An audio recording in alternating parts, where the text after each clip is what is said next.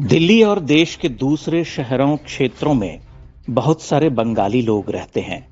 छोटे छोटे व्यापारी, कामकाजी लोग। ये बड़े मृदुभाषी होते हैं। सब्जी भाजी बेचने वाले भी व्यवहार कुशल, भद्र होते हैं। उन्हें देखकर मन में यही विचार आता है कि बंगाली बड़े भले मानुष होते हैं। लेकिन इससे परे बंगाल का एक भयंकर रूप भी है। नृशंस हत्यारों का बंगाल, जहां अस्वीकार का अर्थ मृत्यु है। वह चेहरा नया नहीं है, बहुत पुराना है। उसकी जड़ें बंगाल की वामपंथी सत्ता में खोजी जा सकती हैं। हजारों हजार हत्याओं का राजनीतिक काल, वामपंथ बंगाल की सत्ता से विदा हो गया। वे नृशंस हत्यारे जीवित रह गए। इसके क्या कारण हो सकते हैं? पहला, बंगाल में वामपंथ का गुंडाराज जस का तस रहा। सत्ता का प्रतिनिधित्व बदल गया, उसका स्वरूप अपरिवर्तित रहा। तंत्र नहीं टूटा। सारे वामपंथी बर्बर गुंडे अब ममता बनर्जी के साथ खड़े हैं। दूसरा कारण यह हो सकता है कि बंगाल में राजनीतिक सत्ताएं अत्यधिक असहिष्णु और क्रूर हैं। वे अपनी बनावट में वैसी ही हैं। उनमें वैचारिक जड़ता है। वे अपनी प्रभुता या विचारधारा के लिए कुछ भी कर सकती हैं। तीसरा कारण यह हो सकता है कि कांग्रेस, वामपंथ या अन्य समान धर्मा क्षेत्रीय दल वैचारिक रूप से ही उग्र और अमानवीय हैं। वे शक्ति और राजनीतिक प्रभुत्व के लिए किसी भी हद तक जा सकते हैं।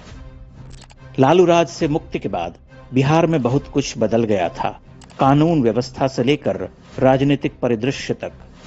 लालू राज में अपराध हावी था। नीतीश कुमार ने बीजेपी के साथ सत्ता संभाली तो परिवर्तन द्रष्टव्य था। लेकिन बंगाल में लोगों ने वामपंथियों से मुक्ति के लिए जिस तृणमूल को चुना, वह तो उग्रतर सिद्ध हो रहा है। पाशविक, अमानवीय और पैशाचिक। पंचायत चुनाव में वहां जैसी हिंसा हुई, वह विस्मित करती है। हमारे लिए यह एक जटिल प्रश्न है कि बंगाल में परिवर्तन का कोई संकेत क्यों नहीं दिखता।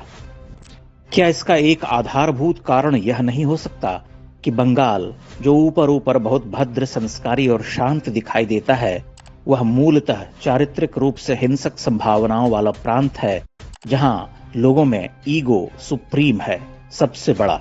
वह अहंकार ही तो है जो सामने वाले के न्यूनतम स्वातंत्र का सम्मान करना नहीं जानता। पिछले 5-6 दशक का राजनीतिक इतिहास उठाकर देख लीजिए। बंगाल में किस तरह से प्रतिपक्ष को रौंदा गया। क्या वामपंथी असहिष्णुता, मिथ्या श्रेष्ठता बोध बंगाल की मानसिकता पर हावी है? वही बंगाली जो रविंद्रनाथ और शरद चंद्र का गुमान करता है, सामाजिक रूप से इतना अनुदार क्यों है? असल धरातल पर उसकी मनुष्यता तो मृत है। कोमलकांत पदावलियों पर गौरव करने वाला बंगाल, जहां मानव जीवन का बड़ा गहन साहित्यिक चित्रण होता रहा है, वहां इन हत्याओं पर बेचैन करने वाली चुप्पियां क्यों हैं?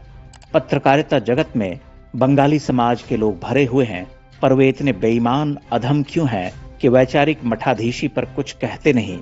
उन्हें बीजेपी और नरेंद्र मोदी में अधिनायकवाद दिखता है और निर्दोष जनों के विकट रक्तपात पर वे आंखें मूंद लेते हैं, मानो बंगाल प्रश्नों से परे हो। क्या यह कहना ठीक नहीं होगा कि बंगाल का कथित प्रबुद्ध समाज पूरी तरह से पराधीन, अमानवीय और विचारधारा विशेष का गुलाम हो चुका है? क्या उसके पास इन बर्बर भयावह हत्याओं का कोई न्याय संगत तर्क है? क्या उसने मान लिया है कि ये हत्याएं और अपराध अनिवार्य हैं, या कि बंगालियों को यह सब करने की नैतिक छूट मिल चुकी है क्योंकि वे कथित तौर पर प्रबुद्ध लोग हैं? हम तो एक ही बात समझ पाते हैं कि बंगाल का समाज जड़ है, दर्प कूट कूट कर भरा हुआ है। वह किसी से कुछ सीख नहीं सकता। भला कैसे सीखेगा? इतने महान लोगों की धरती है बंगाल। वह तो केवल सिखा सकता है। उसकी ये हिंसा नहीं है। पुनः कहना होगा कि ये हिंसक प्रवृत्ति नई नहीं है, बहुत पुरानी है और उसमें निरंतरता है। इस पर विचार किया जाना चाहिए कि वहां की कला, संस्कृति, साहित्यिक धरती इतनी इकहरी और बेईमान क्यों है, जिसे यह दशकों पुरानी पशुता दिखाई ही नहीं देती। अगर उसमें मानव जीवन के दुख, उसकी पीड़ा, प्रेम, विछोह, स्त्री के कष्टों का भावप्रवण चित्रण है, तो इस विदग्धकारी अमानुषिक कथा पर उसे काट क्यों मार जाता है?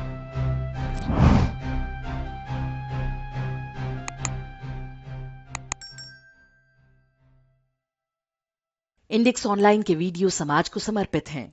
आप इनको डाउनलोड करके जैसे चाहे वैसे प्रयोग कर सकते हैं। चाहे तो आप हमारे टेलीग्राम चैनल से जुड़ सकते हैं। वहां सारे नए पुराने वीडियो आपको मिल जाएंगे। हमारे सोशल मीडिया लिंक हर वीडियो के डिस्क्रिप्शन में होते हैं। हमारा एकमात्र उद्देश्य हिंदू समाज को जागृत और एकजुट करना है। इसमें सहभागी बने। धन्यवाद।